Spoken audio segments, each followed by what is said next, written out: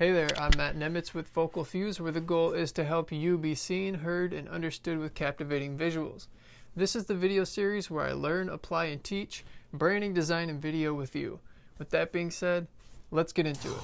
In this video, I wanted to talk about one of the most frequently asked questions that I get asked almost on a daily basis, and that is how much for a video.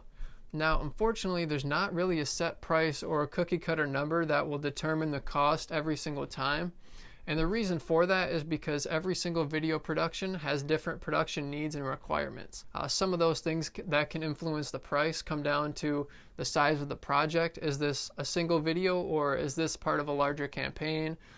It can come down to the size of the crew, the locations, if there's any permits that are needed, if you need any gear, lighting.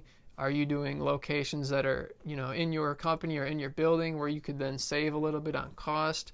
Are you going to have to cast members for your video production, or do you have people that can stand in and play a role in a part of this video campaign? So it comes down to multiple different variables, and those all have influence on what the final price will be. So ultimately with video production, you really do get what you pay for, and this holds true in a lot of different creative spaces like branding and design as well.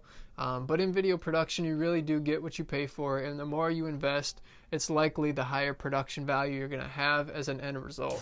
So while video costs tend to be a little bit higher than other mediums of content, they often tend to be the most effective as well.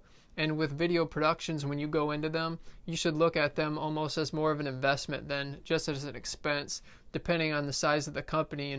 Unless you can afford to fork out a lot of money and have it not really be an issue to you, then it's always going to be an investment rather than an expense. So one of the reasons why videos tend to be a little bit higher in price than other mediums of content, aside from the variables of production and all the cost that goes into the production, is that it helps you to build engagement. It helps you to stand out and build trust with your audience. It really helps you to convey more with less time, as you're able to show visually and in audio formats of what you're trying to convey or what the meaning is behind your story. You're able to convey all that information in less time. This also helps you stand out and grow your business, because more people will see you and they'll be able to relate to you and understand what it is that you're trying to accomplish. So it's understandable not everybody's going to be able to fork out a bunch of money for their video production because it is an investment. So there are different ways to bring the costs down. You just want to make sure to communicate with your creative partner up front what your ideas and intentions may be, so that way you're both on the same page and you can both understand how to help the other get the best result in the end. So if you are a business or a small business, what you can do is some of the time bring things in-house, whether or not you want to work on writing the script yourself, or instead of location scouting and having your creative partner go out and scout locations, you can use your own location or your own building to do the video production. So there's a few different things you can do from that aspect to help bring the price down. So if you're an artist or a musician and you're not looking to spend as much money for your video project, some of the things that you could do are help out on set. You could help with lighting.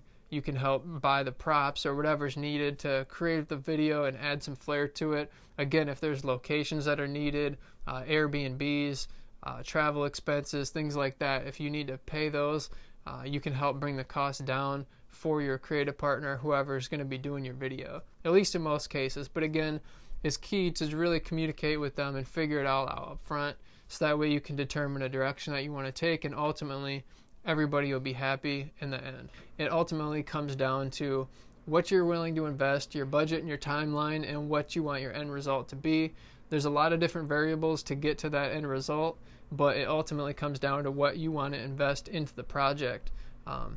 So if you're actually looking to start a video project and don't know what to do next or where to go, if you head over to focalfuse.com and click the video page, once you head down to the bottom, you can see our Planning Your Video Guide, and this will walk you through the steps that it takes to understand some of the information that you can then give to your creative partner, and they'll be able to help you figure out a better price direction for that and for what your needs are, and they'll be able to help you get from where you are now to where you want to be. So again, that's focalfuse.com.